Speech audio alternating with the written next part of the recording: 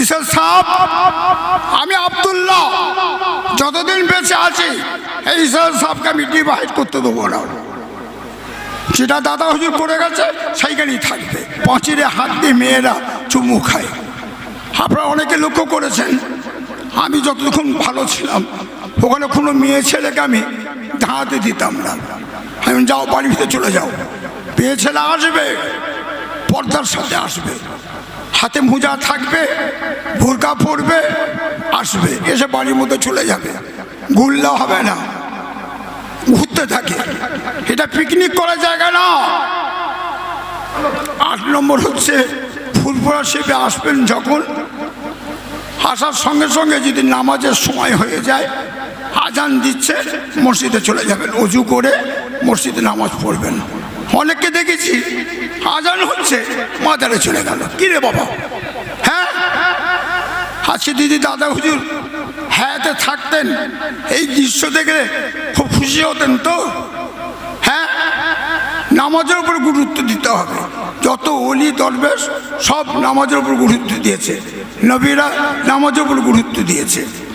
বাইরে আমার নামাজ হয়ে গেলে কোনো ভাই সাহেব থাকে দেখা করবেন, সাক্ষাৎ করবেন, তারপরে চলে যাবেন।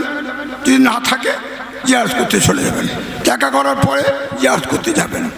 আর একটা জিনিস আমি লক্ষ্য করছি, খুব সেরেক হচ্ছে সব জায়গায়। কোথায় কিছু নাই, মাজারের ধার দিয়ে যাবে এরকম করবে। কি পিছে কে মেরেছে নাকি? হ্যাঁ, তোর কপালে পিছে কে মেরেছে? বেয়াদব কোথাকার, আদব নেই, লিহাজ নেই। হ্যাঁ, এরকম করবে।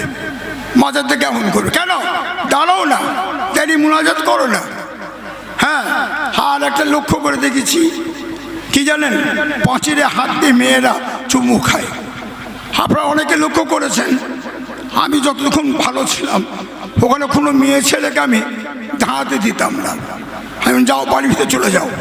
মেয়ে ছেলে আসবে পর্দার সাথে আসবে, হাতে মোজা থাকবে, বোরকা পরবে, আসবে, এসে বাড়ির মধ্যে চলে যাবে।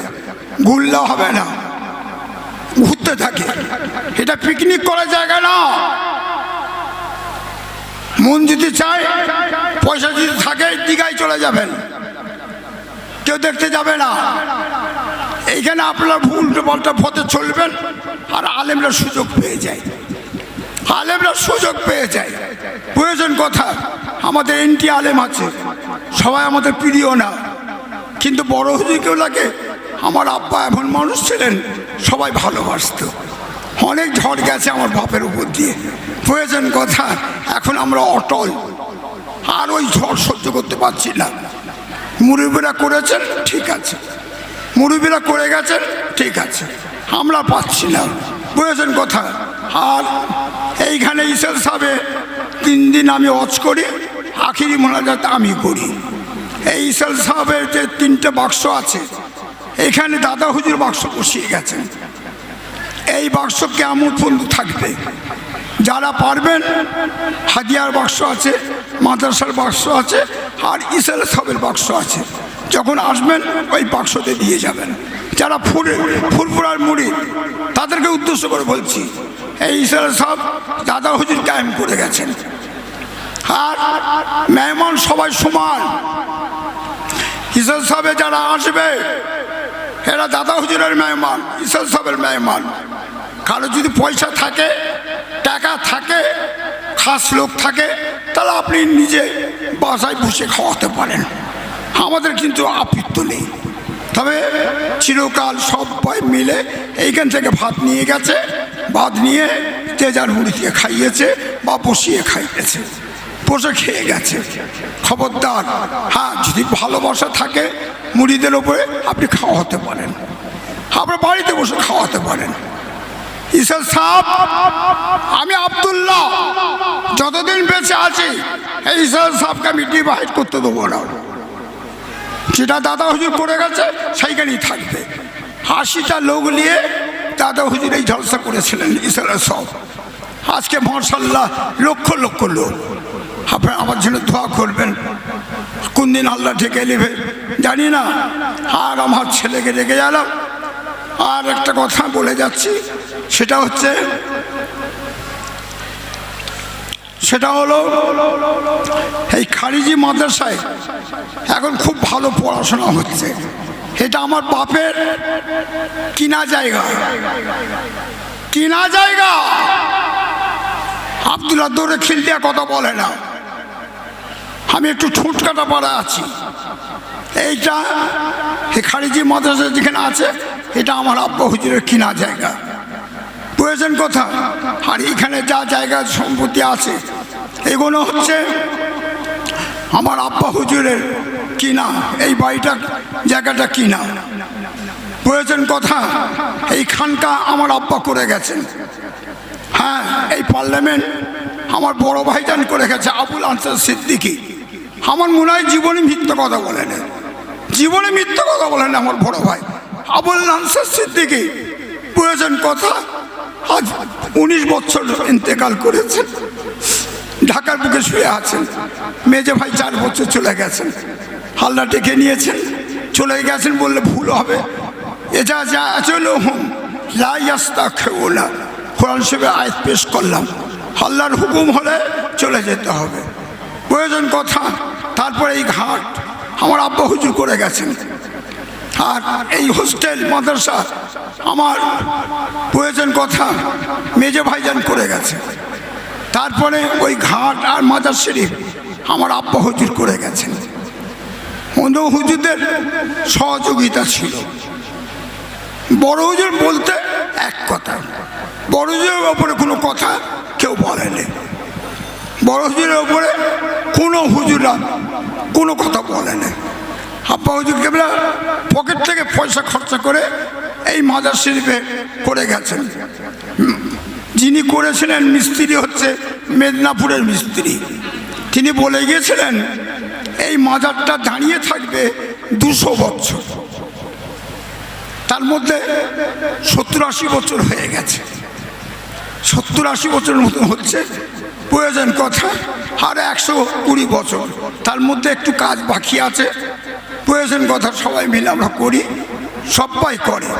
আর এই কবরস্থান আপনারা মনে করবেন না যে এই কবরস্থানটা আমাদের একা, না, এটা ভুল ধারণা, এটা আপনাদের সম্পূর্ণ ভুল। এই কবরস্থানে আমার পাড়া প্রতিবেশী সবাই জায়গা আছে। এবারে যার যার মুরব্বী বা মা ইন্তেকাল করলে তারা তাদের জায়গায় দিবে, তারা কবর দিবে। আর আমরা আমাদের যতটুকু জায়গা আছে আমরা আমাদের মুরব্বীদেরকে কবর দিয়ে থাকি, বুঝেছেন কথা। আর ওই যে কবরস্থান দেখছেন, বুঝেছেন কথা, রাজারহানির ডাঙ্গা, ওটা মেহমানদের জন্যে, ওখানে আগেও কবরস্থান ছিল, মেহমানদের জন্য আগেও জায়গা ছিল।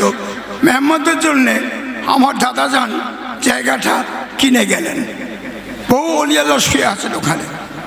আর মাজার শরীফে, বুঝেছেন কথা, দাদা হুজুরও অনেক কাজ করে গেছেন, হালটা ঢেকে নিয়েছেন, কিন্তু পাকা তখন ছিল না, গম্বুজ পাকা এসব আমার আব্বা করে গেছেন। টাইটেল মাদ্রাসা যখন টাইটেল হওয়ার কথা, তখন মৌলানা বরকতি সাহেব বলেছিলেন হুজুর, তখনকার বাজারে বলেছিলেন হুজুর আপনাকে সরকারি ঘরে 5,000 টাকা দিতে হবে। আব্বা হুজুর বলেছিলেন মৌলানা সাহেব 5,000 টাকা কি দেখাচ্ছেন, আমি আব্দুল হাই মাদ্রাসার জন্যে জানটা দিয়ে দেবো। সকলে জোরে বলুন সুবহানাল্লাহ, আরো জোরে বলুন সুবহানাল্লাহ, বুঝেছেন কথা। 40 বছর আমার আব্বা হুজুর কেবলা মাদ্রাসার সেক্রেটারি ছিলেন, নিউ স্কিম আর ওল্ড স্কিম। নিউ স্কিম একটা হাই মাদ্রাসা আছে, ওইটায় সেক্রেটারি ছিলেন 40 বছর, আর আরেকটা হচ্ছে 40 বছর ছিলেন। তারপর আমার মেজে ভাইয়ের হাতে গেল। যাক, আপনারা দোয়া করবেন যতদিন বেঁচে আছি আমরা যেন দিনের কাজ করতে পারি, এই দোয়াটুকু আপনারা করবেন। আমার বাপের কথা বললাম, আবার একজনকে বাদ দিয়ে মোনাজাত হয়। কেন এত রাগ, কেন কেন এত রাগ?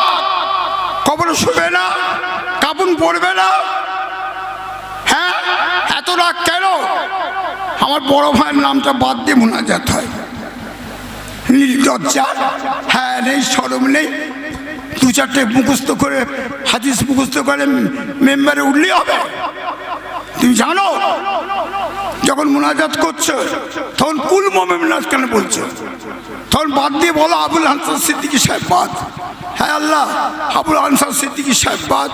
হ্যাঁ, কুল মোমেনাতের নামে আমি বক্সাচ্ছি। এত হিংস্র মন কেন? কেন এত হিংস্র? কেন এত হিংস্র মন? হ্যাঁ, নাম বলতে পারছি না, হাইলাইট হয়ে যাবে। নাম বলতে পারছি না, হাইলাইট হয়ে যাবে।